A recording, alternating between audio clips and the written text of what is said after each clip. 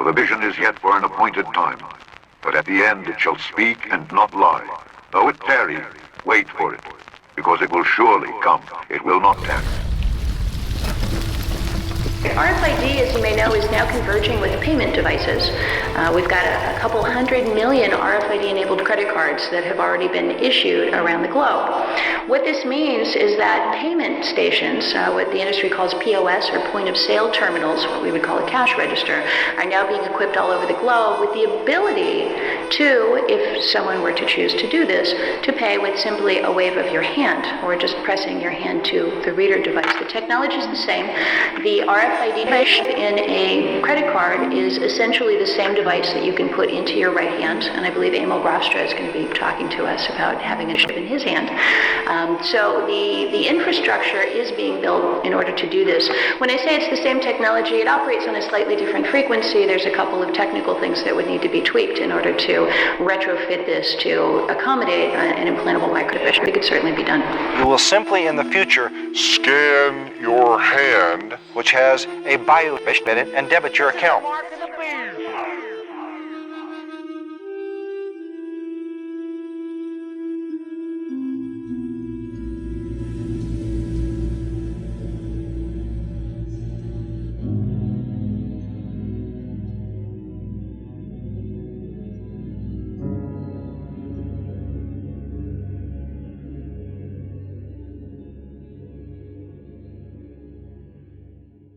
Do you have your pets microchipped? Well, in Wollongong, there's research into the benefits of microchipping humans.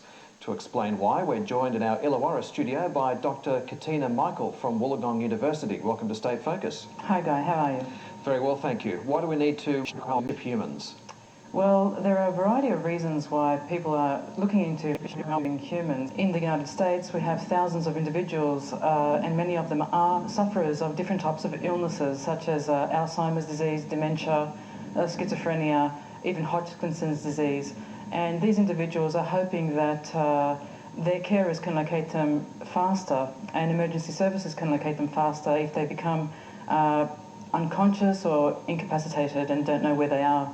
There's been a lot of talk over the years about mobile phones, holding them up to your ear and the radiation risk. If we had little chips actually put into ourselves, what kind of a radiation risk is that? At the moment, the Food and Drug Administration has actually passed microchip implants in the United States to be within the body and beneath the skin. And they are not really concerned about the health risks posed by implants, but there are different perspectives held by different academics. The University of South Australia actually shows there may be health problems related to microchip implants in the future, but that's yet to be, definitely shown. Would microchips in humans be the same as microchips in pets, the same ones? They're exactly the same technology, and the only novel application is that they are in humans, not pets. In fact, back in 2002, there was an individual in Canada who decided to microchip himself and register himself on a pet database, just to show that the technology was exactly the same. Okay, now there's microchips in passports and credit cards and things like that. Is it the same as that?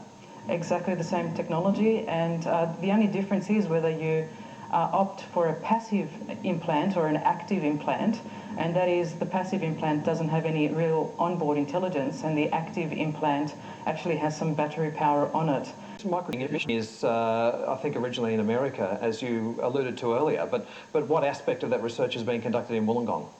Okay, well, with regards to microchip implants, it is a global phenomenon, and we do have implantees now coming up all over the world, mostly in North and South America, but also in Europe now we have people that are hobbyists that want to implant themselves. And at Wollongong University in the School of Information Systems and Technology, we are really looking at the social implications of that technology. Okay, and in Wollongong specifically, are there going to be a lot of people walking around Wollongong with microchips in them because you're investigating and researching this in Wollongong? Maybe in the future, but at the moment I'm hoping that we are really, ironing out all those particular risks and benefits to society at large and looking at potential niche applications, but really we are concerned more about the implications of the technology and those consequences that we're not really waiting for to happen once the technology is really widely rolled out all over the world.